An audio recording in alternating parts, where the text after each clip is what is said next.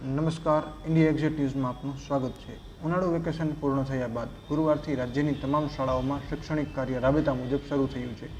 જોકે રાજકોટમાં આગજનીની દુર્ઘટના બાદ સરકાર દ્વારા આગજનીની ઘટનાઓ અટકાવવા માટે એવા તમામ સ્થળોએ સલામતીની વ્યવસ્થા કરવા સૂચના આપવામાં આવી છે, જ્યાં બાળકો કે વધુ સંખ્યામાં અન્ય લોકોની અવરજવર હોય। આ સ્થિતિને ધ્યાને રાખી રાજ્યભરમાં આરટીઓ દ્વારા શાળા કોલેજમાં વિદ્યાર્થીઓને લેવા જવા માટે થતી વાહનો તેમજ અન્ય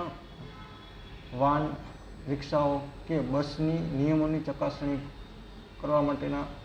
પ્રયાસો શરૂ કરવામાં આવ્યા હતા અને ગઈકાલે જ મોરબી સહિત અલગ અલગ જિલ્લાની સ્કૂલ વાહનોમાં આરટીઓ દ્વારા ચકાસણી કામગીરી હાથ ધરવામાં આવી હતી, તેમજ નિયમો ભંગ કરતા વાહન ચાલકોને દંડ પણ ફટકારવામાં આવ્યો હતો। આરટીઓની આ કાર્યવાહી બાદ વાહન ચાલકો દ્વારા રોષે ભરાઈ વીજળી હડતાળ પાડવામાં આવી હતી અને આજે સવારે તેઓએ જિલ્લા કલેક્ટરને આવેદનપત્ર આપવામાં આવ્યું હતું અને તેઓએ માંગણી કરી હતી કે રાજ્ય સરકાર દ્વારા જે વાહન સંચાલન માટે નિયમોની અમલવારી કરવાનો આદેશ કરવામાં આવ્યો છે તેનું તેઓ પણ ચોક્કસ પાલન કરવા માગે છે, પરંતુ શાળાઓ શરૂ થવાની સાથે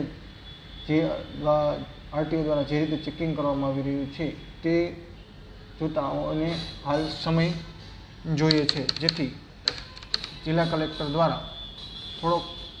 સમય આપવામાં આવે અને ચેકિંગ કાર્યવાહી અટકાવવામાં આવે, જેથી મધ્યમ વર્ગ પરિવારમાંથી આવતા આ વાહન ચાલકોને આર્થિક બોજો ન પડે।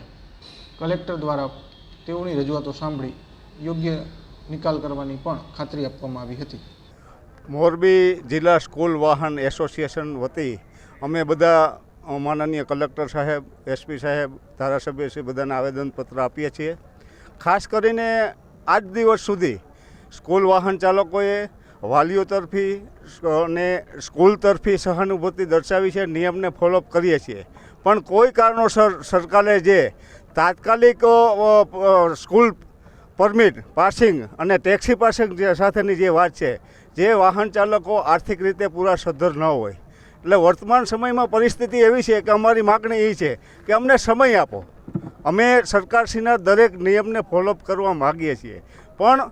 વાહન ચાલક છે એની આર્થિક મધ્યમ વર્ગમાંથી વાહન ચાલક આવતો હોય છે, સ્કૂલ વાહન ચાલક, એટલે પરિસ્થિતિ બીજી તરફથી એવું પણ બને છે કે આ કીડીને કોષનો ડામ છે, છતાં પણ અમે એ ડામને ઝીલવા તૈયાર છીએ। આજ દિવસ સુધી અમારા વાહન ચાલકોએ મોરબીમાં એક પણ પ્રકારના કોઈ એવા બનાવો નથી બન્યા। વાલીઓને અમને પૂરો સહકાર મળ્યો છે, સ્કૂલ તરફી પણ અમને સહકાર મળ્યો છે, ખાતાકીય પણ અમને સહકાર મળ્યો છે। એવું નથી કે ખાતાકીય અમને સહકાર નથી મળ્યો, પણ કોઈ કારણોસર જે ગવર્મેન્ટના રૂલ્સ છે એમાં ચેન્જીસ આવ્યા અથવા તો તેઓ તાત્કાલિક અસરથી